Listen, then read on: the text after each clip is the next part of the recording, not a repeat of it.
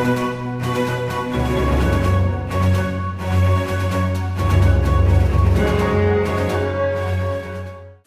guys, welcome back to another video. So today I am doing a very special video. It is of course my last DCEU rankings. I am going to be doing a tier list of the characters for one last time. I am going to do my top 10 favorite DC, not just DCEU but DC in general movies.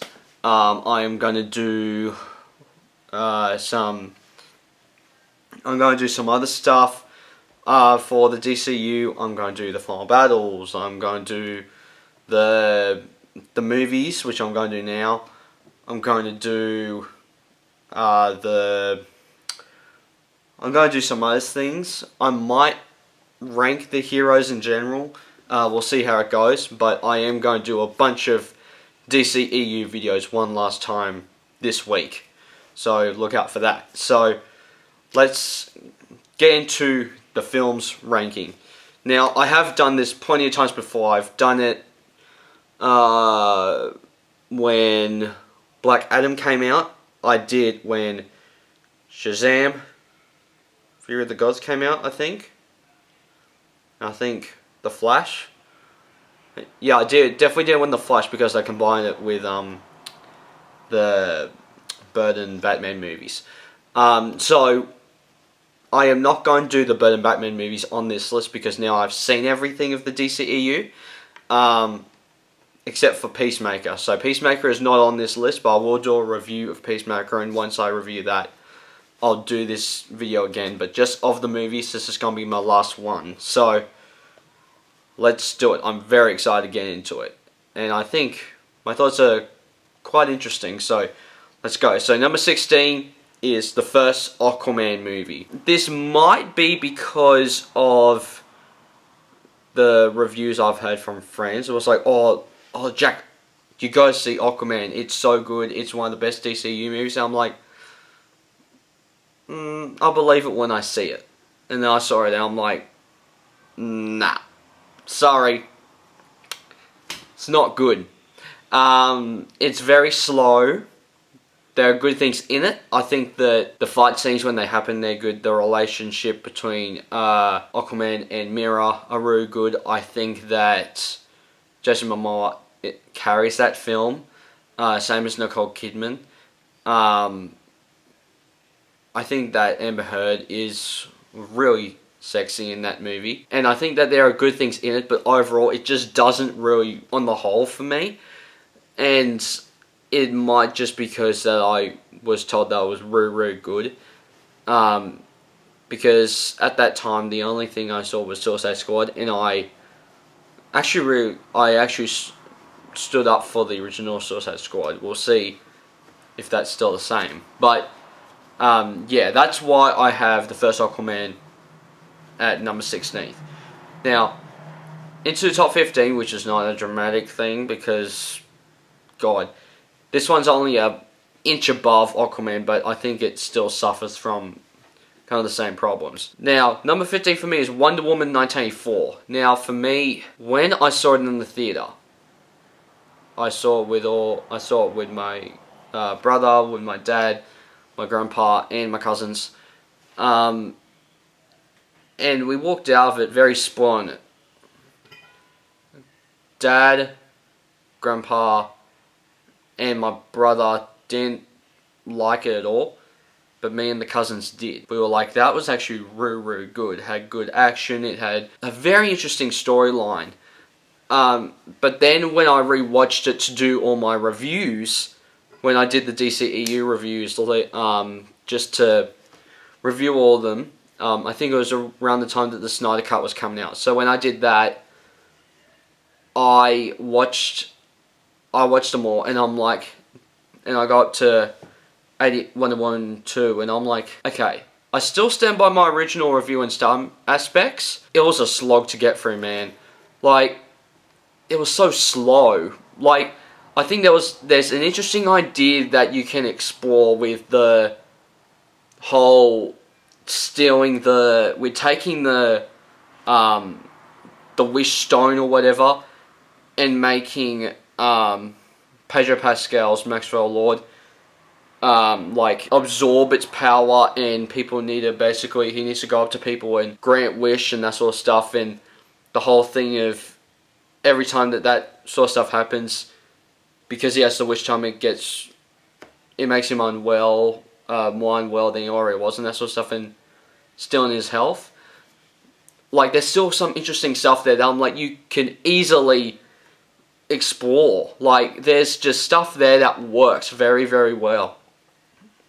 And the relationship between Gal Gadot and Chris Pine are really good, and there's actually some very funny moments there, and the action's really good. Like, that first Moore fight scene is awesome, but then it's about, other than that little mall scene, it's about an hour long of nothing. Of like some interesting setup, but no Wonder Woman.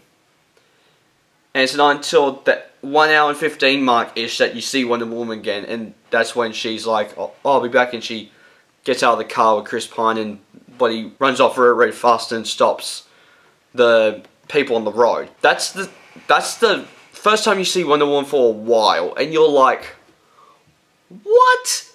And like, I think that the whole thing of Kristen Wiig's character is very interesting. Like, having the whole thing of she wishes to be Diana, and then so because of that has antics that ensue, and then at the end, because people would wish to Maxwell Lord through the TV and stuff, he would pass the Apex Predator cheetah thing over to Kristen Wiig. So I think there's some very interesting things in there. Like, the things right there.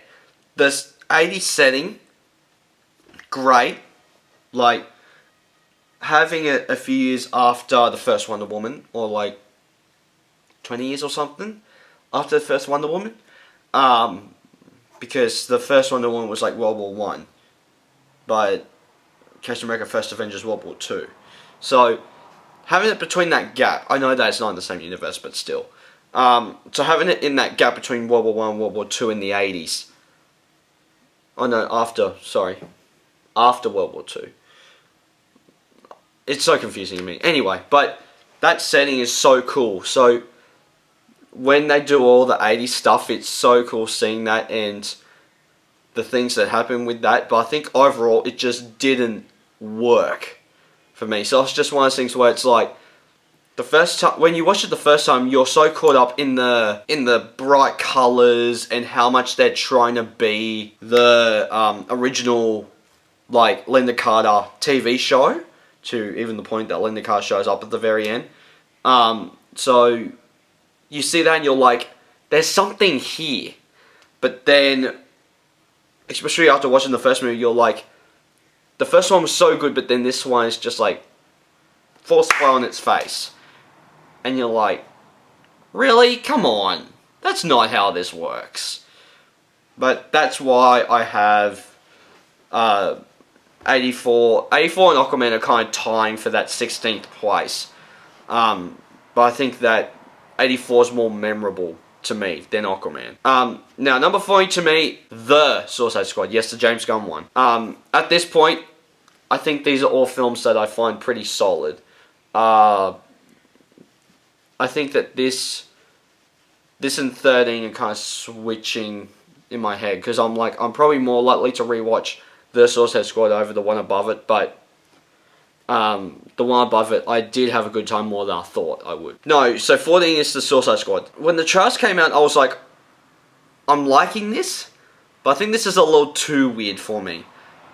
Like, the first, what I didn't like about this movie, if you guys saw my review of the first Suicide Squad and then the second one when I was doing it around the time that the Snyder Cut was coming out, if you saw those videos, I watched the first one and I was like, I still like it. Like, I don't love it as much as I used to, but I think that I can have fun watching that movie, and I'll give more of my thoughts later when I talk about it. But then when you go to the Suicide Squad, you're like, this one breaks the mold in a good way, but also it has the thing of like, the rules that they set up in the first one is that Amanda Waller even says when that she's holding up the little iPad, if you kill Rick Flag, you're dead. So what do they do in the Suicide Squad? Peacemaker kills Rick Flag, and there's nothing that happens after that. So they completely ignore the first film. I know there's a soft reboot and blah blah blah, but there was still the same rules. If you remember, there's that whole scene where they're talking to Thinker and all that, and Harley and Rick Flag are kind of circling around going like, and they're going through the rules of the first movie and doing the whole thing of like, if you kill me, Harley goes, you die. And guess what? Nothing happens. Like, so it's one of those things where it's like, you're like, come on. This movie is good, but it's not like fantastic. It's one of those things where because the trailers came out, if you guys remember, the first teaser came out this was back when I first kind of started the channel. And that first teaser came out where it was like, Margot Robbie is Harley, John Cena is Peacemaker, and it had all the art teaser, right? And I was like, wow, I'm so excited for this movie. And I loved all the trailers to it. But guess what? I watched it and I was like, I love this. And also the thing is that it's not that I necessarily likes the characters that were in the opening. It was more that I liked the actors. So when that eventually, when they eventually get killed off, I'm like, well, what was the point of that? Like, you wasted time. Like, they got rid of Boomerang. They got rid of Borg's character or whatever it was. Like, all those characters gone. But Ruse, because they sent out a second team, you're like, okay, this is too confusing now. Now that's why I have the Suicide Squad at number 14. Number 13 to me is Aquaman: The Lost Kingdom. Yes, I had fun during this movie. Like, if you follow me on Letterboxd, you guys know that I wrote a review for it, and I said, this movie's fun, but forgettable. Like, there's some cool things that I think happened in this movie, and all that, like, I said that it's fun but forgettable, but I think that it's one of the things where it's like there's some cool things with the adventure aspect that they do better than the first movie. The fight scenes are more recognizable than the first movie. There's a lot of things that they do better than the first movie, but at the end of the day, it just falls flat. And it's one of the things where you're just like, oh, come on, like, why? So that is why. No, so I think that there are things that it does better than the first movie, but it's one of those things where you're just like, well, there's nothing here really. So when I will rewatch Aquaman: The Lost Kingdom, I think that there are going to be things that I like better than I did the first time. And also, the other problem I had with it was that it didn't feel like a proper ending to the DCEU. Because, like, this one was originally, now this is higher on the list, but Flash, I am going to go more into this when I get to Flash. But they talk about how originally it was meant to set up Crisis on Infinite Earths, and you could clearly tell that this was a movie that was meant to reset the DC universe, and this came after, which takes place, and there was a lot of films that they had to push forward or push back for the timeline to kind of make sense for James Gunn to take over. But I think that kind of screw up the plan and the continuity between all these films, because now these films are just very much like the X-Men films, where the timelines are just so confusing that it's really hard to follow with. Now, getting into the top 12 for me, number 12 for me is the original Justice League. This movie is not as bad as people make it out to be.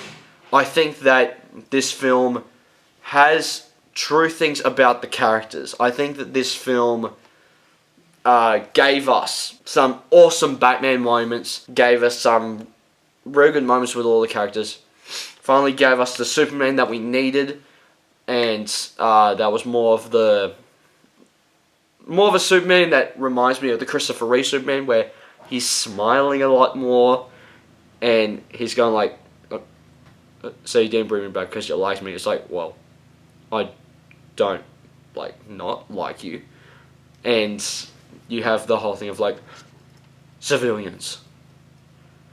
Phew.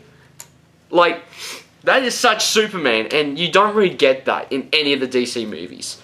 But I really like what they did with Justice League, and obviously there's a better version of this movie that's way higher on my list. But I think that overall, Justice League is better than people give it credit for. And there's some really cool things about the DCEU in Justice League. So number 11 for me is the one that kicked this film off, Man of Steel. I think that Man of Steel is the key movie. Very much like, so Man of Steel is very much the kickoff to the DCEU. Very much how Iron Man was the kickoff to the MCU, right? So I think that there was some really awesome things in Man of Steel. Like, the fight scenes are so good, and seeing, like, there's a lot of neat things that they don't explore in the Christopher Reeve Superman movies. In, like, you can't really say Superman Returns deals with any of this because it's in the same universe as the Reeves ones. But other than that, in any other Superman movie, they don't deal with the like the horror aspect of hearing everything, right? And like that whole school scene where he's hearing crap and you're just like, what in the world is going on, right? So that's why I have Man of Steel at number 11. Now, number 10 for me is the original Wonder Woman. I think that now, don't get me wrong, I think that Wonder Woman is a good movie, and it's more good than it's bad. But I don't love it as much as everyone else, and I actually share the same critiques as everyone else. The third act is a dumpster fire. Like, I'm sorry. It's a big CGI mess. The villain is terrible. And the only thing that, like, really saves it is the story of Wonder Woman and the relationship between Gal Gadot and Chris Pine. That's the only thing that saves it for me. So it's really one of those things where you just, like, you look at it and it's going like, okay, this is a good movie, but the final battle and the villains are terrible in this movie. So you just can't go like, well, what else can we do here? So, like, come on, really? So, I think that's why I kind of linger on the first Wonder Woman, because I'm like, it barely reaches my top 10. Like, because I don't think it's a fantastic movie, but I think that from the one above it to my number 1 are the ones that I'm going to rewatch again. Even some of the ones below it, like there are some in the bottom range that I'll rewatch, but I don't think the first Wonder Woman is one that I'm going to rewatch a lot, unless I'm showing it to my dad who hasn't seen it, but has seen 84, right? Number 9 for me is Black Adam. So, I actually really dug this movie when it came out, and I haven't watched it since, but Black Adam, to me, was a very good standalone kind of tie-in to Shazam. It is kind of weird that they didn't tie it into Shazam 2 or anything like that, but I think that a lot of the things in Black Adam work.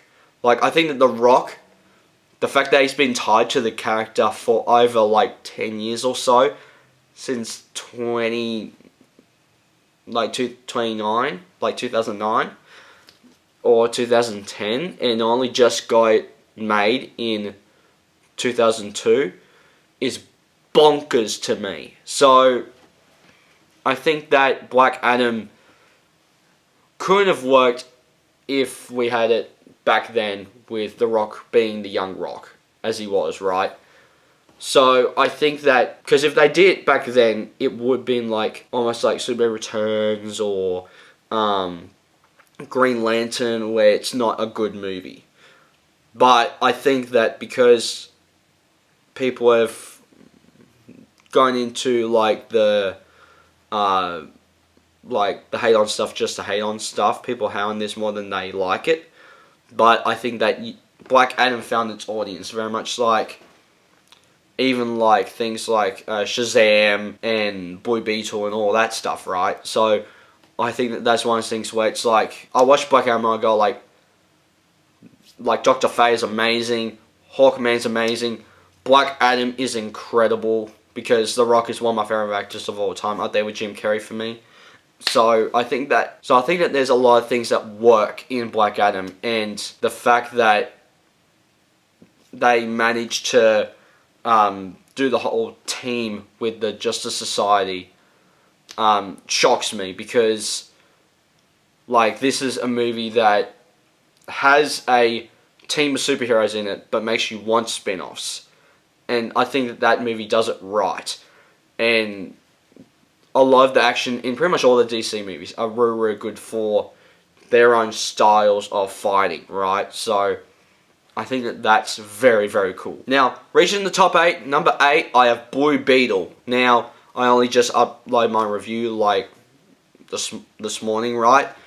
But I think that Blue Beetle is very, very good. I think that it's a very weak 8, but a very strong 7, right? So I think that there are really good things in this movie. I think that Charmaine Dueña is very good as Jaime Reyes in this movie. I think that George Lopez, I grew up with George Lopez. I used to watch the Smurf movies over and over, and I loved his performance as Grouchy Smurf. And I love Mr. Troop Mom. That's one of my favorite comedies. And I think that Becky G did a really good job as the I forgot what they called it, but like the AI, like the Jarvis, Edith kind of stuff in the suit stuff. And I think that she did a very incredible job in this movie, and I think that that's what kind of made the movie work for me, and also the family dynamics between all the family members were really, really strong. And I think that but I do think that the villain was very weak. I think that the love interest was really great. The villain was the only thing kind of lingering that I'm like, ugh, this movie's villain's not good. But I also didn't like the length of the movie. I thought it was going a little too long, but I think that at the end of the day, with this movie, I like it more than I didn't. And I think that's one of those things where I'm just like, that's all I need to say about that, right?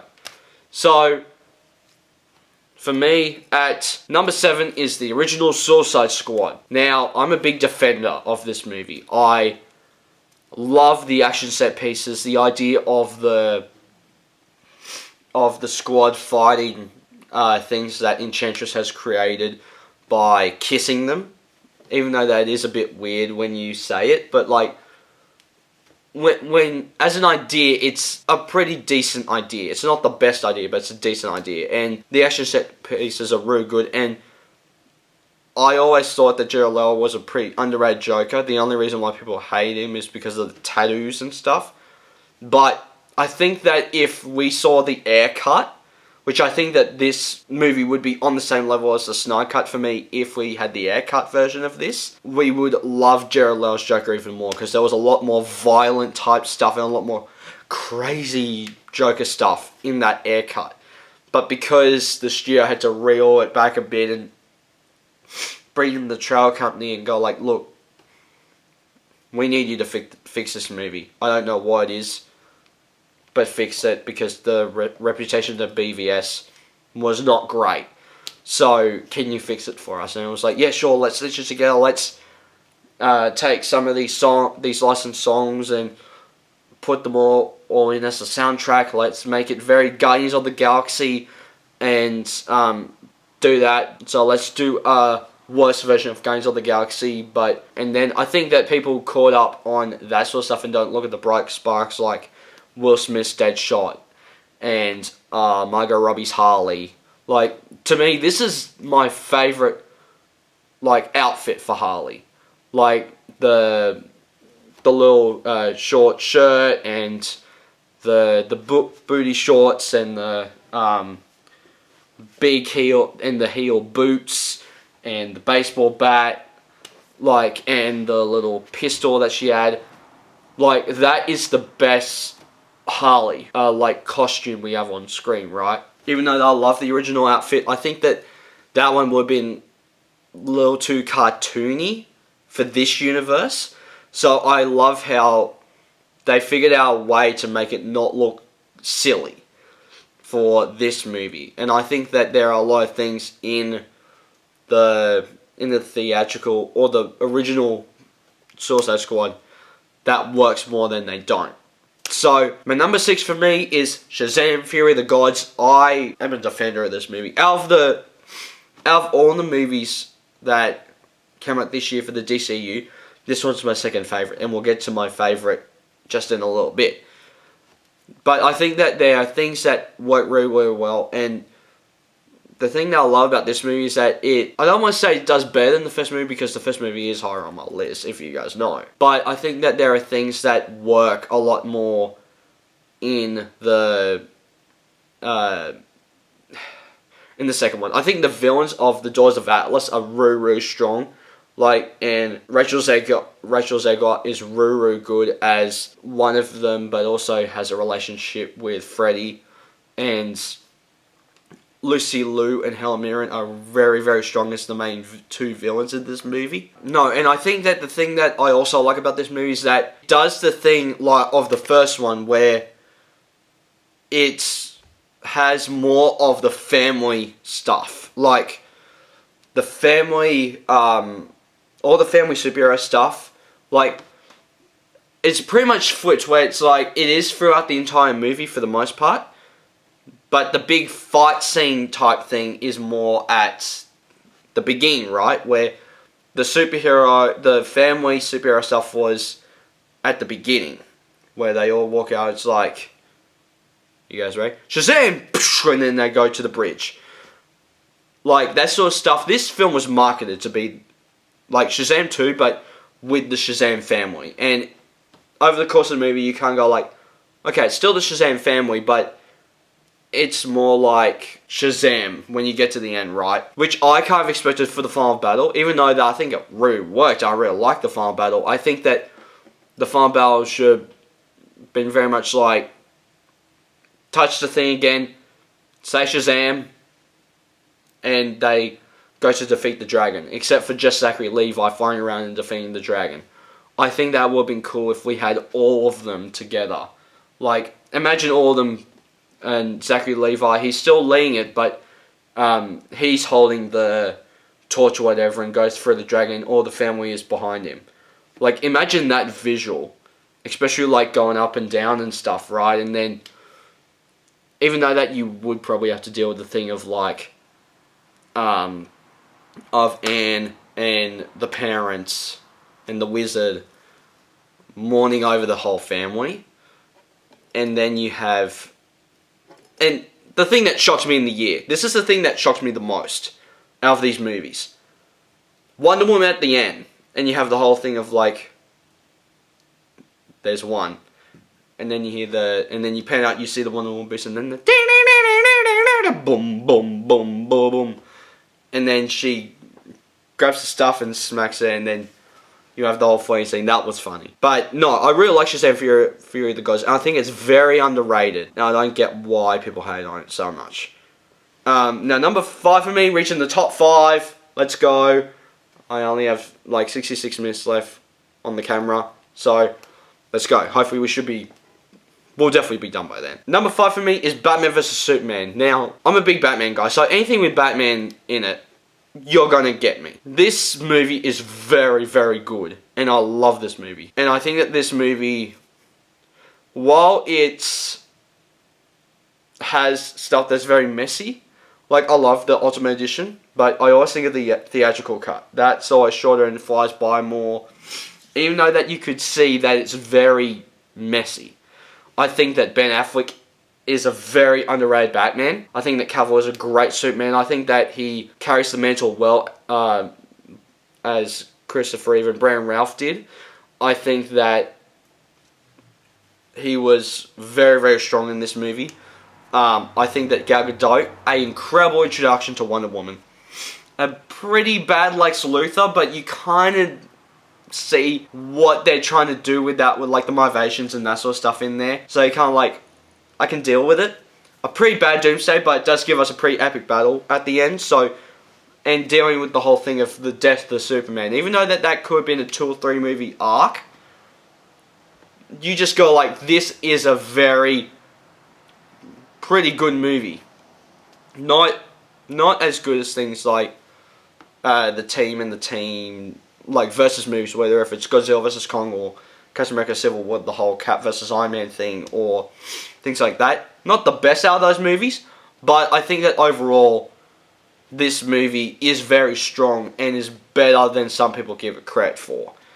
And I think that this movie, one of the best soundtracks ever. Like, the Batman theme has grown on me. I love the Wonder Woman theme.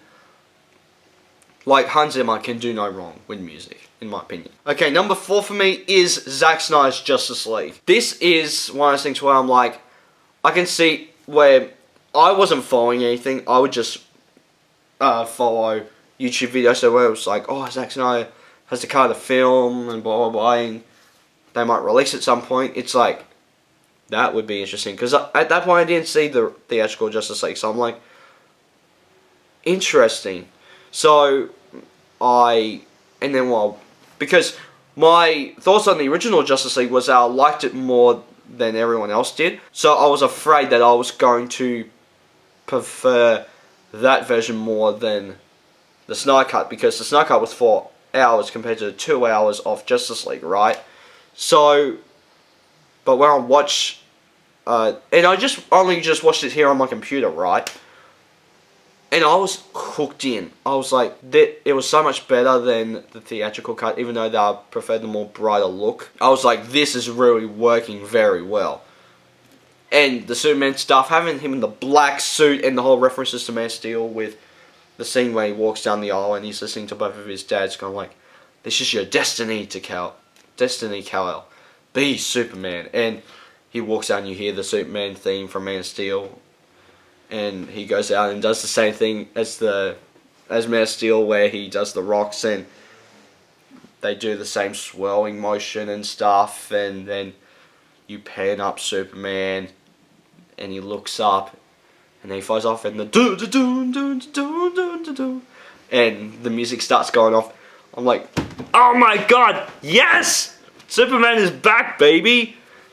And so that alone, I was just like, yes! And I think that the Flash was really good, even though that you could kind of go like, and I think that this will tie into the movie in a second, but in this movie, the Flash, I was kind of annoyed with him in the theatrical Justice League, like the whole like, that's your signal, that means we must go. Like, that sort of stuff, I was like, your humor's not really working for me. And the whole thing of him landing in Wonder Woman's breast in the theatrical cut, I was like, that's weird. But I think that there was some humor of his that I actually quite liked, right? So I was like, that works. So I think that there are a lot of things that work in Zack Snyder's Justice League better than the theatrical cut. Now, number 3 for me is The Flash. The Flash for me was one of those movies that, if you guys have been following this channel for a while, you guys know that my most anticipated movie for this year was The Flash. And when some news or rumor would come out, I would cover it. So, and one of the things I would listen to is that apparently, Flash is going to try and find the right universe when he goes to the wrong one. That didn't happen. So the cameos in that movie, even though I loved them, there was less than I expected, because I was expecting a decent I was expecting like Burt Ward's Robin, or Yvonne's Supergirl, or what else, like the original 2011 TV pilot of Wonder Woman that never got picked off the ground. Because it's like, you did Nick Cage as Superman, so why not just go full blown of, this is a love letter to DC fans. But they only went like halfway type thing. That's why I prefer No Way Home, because No Way Home was very much like, this is a Spider-Man movie, this is everyone that you've seen in every movie, except for the ones that people don't like Dana Hunt's Goblin, and Topher Grace's Venom, and Paul Giamatti's Rhino and stuff. And the only reason why we can't bring back James Franco is because he's gone through, because he has some legal troubles or something at the moment.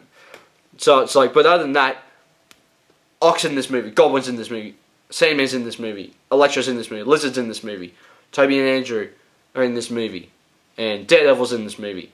So I was more pleased with No Way Home, but The Flash was really good. Seeing Michael Keaton's Batman return was so bloody cool, and I loved how he had the music, the dun dun dun dun dun dun, and the bit where the Flash is like, oh look, Barry, I found a bag. This bag laughs. He's like, what do you mean? And then you hear the Joker like teeth or whatever from Batman '89 going,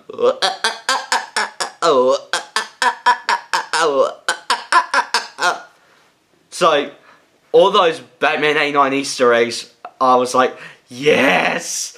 So, and then seeing the original Batwing flying through the air and stuff, I was like, yes. And then that whole bit where you hear the full theme, it's like, yes, come on. And then, like, it's even that first bit where they arrive at Wayne Manor, and you see the and they go through the doors, and you see the samurai armor room. You're like, oh my god. It's like 89 Batman and Batman Returns to nostalgia overload. It's like every bit with 89 with Michael Keaton's Batman, there's some reference to 89 or Returns. More so 89. I love those movies. That Michael Keaton trilogy is just so good, from 89 to Returns to The Flash. So good. And I just love that so much. So I think that, and seeing our live action Supergirl, originally I didn't like the choice of this actress being Supergirl. I was like, it should be Melissa. Melissa's the most perfect casting you should get, right? Because it's not like, I didn't hate the idea of her, but I was just like, Melissa is the most perfect choice for Supergirl. Why would you get someone new? When you're doing multiverse, and you're already doing Keaton's Batman, it's not like you're going like, I mean, she can be the Supergirl of the DCEU, but I didn't really want her being the Supergirl of another universe. That's more in the 89 universe, right? So when I watch those movies now, it's like, where's Supergirl? Even though that I love those Michael Keaton Batman movies, even though that you could go like, well, she's either haven't arrived yet or she's been locked up, where you see her in The Flash. And I think that the whole two berries thing was great. So yeah, I love The Flash.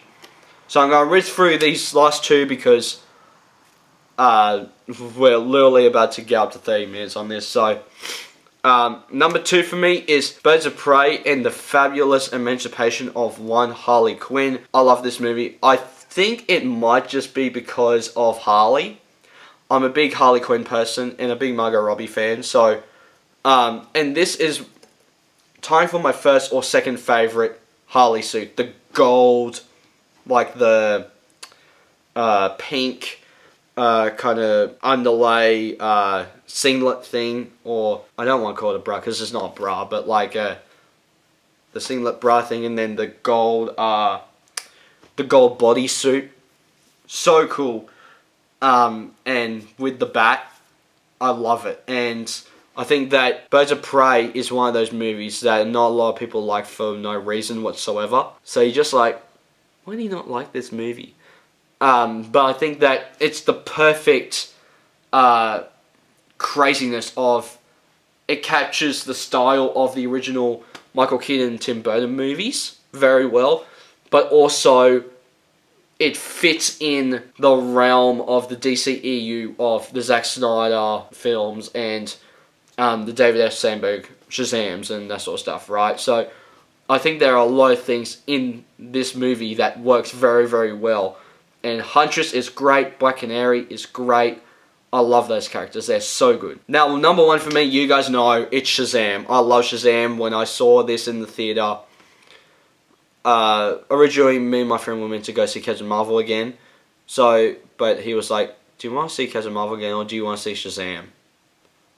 And I was like, I mean, we can go see Shazam. And at that point, I only saw Suicide Squad. So that was the only movie that I was like, nothing can touch Suicide Squad. Because I'm a big defender of that film. And if I go to something else, and I love something else, I probably won't defend Suicide Squad again. And I was pretty concerned about that. But walking into that movie and seeing the storyline of Billy Batson losing his mother and trying to find his mother and doing the whole foster home was a very interesting aspect to me. And him connecting to his new family and being a superhero at the same time and all that. And then the end, going like, all hands on deck. I was like, oh God, what are they doing? And it was like, say my name. Billy! That cracks me up and I lost it, right? So I was like, and then he was like, no, say the name that I do when I turn to this guy. And then they're like, Shazam! Then that white light goes off, right? And then you just see a white screen, and then you see Zachary Levi's face all happy, and then you see the light off these suits. And they walk out, and you see the Shazam family all grown up in their superhero outfits. You're like, what? And then that, even though the whole sins, there are cool villains to me, but they're not interesting villains. Like they're cool but not interesting type of villains, if you know what I mean. But the thing that got me was the family. And seeing the family, like seeing Dawa go up the Ferris wheel and use the super speed and run back down, and seeing Billy go like, look, I've studied the fight techniques of every superhero possible. What have you got? And then the Sin gets longer fingernails, and he's like, well, that's just terrifying. So like, I love the reason why this is one of my favorite movies of all time, favorite DCEU movie, and one of my favorite superhero movies alone, is because of it does everything so well. The humor, the action, it has the emotion all throughout this movie. Like, it's the perfect blend of everything. I think that's why it comes in for me at number one. So guys, that is my ranking of the DCEU. What is your ranking of the DCEU? And give me your thoughts on my ranking. So guys, please hit the like button down below if you haven't already. Hit subscribe. Also the little bell icon to get enough future videos that I'll make. And I'll see you guys next time. Take care. Bye. Hey there. Subscribe to my channel. And also press this bell icon.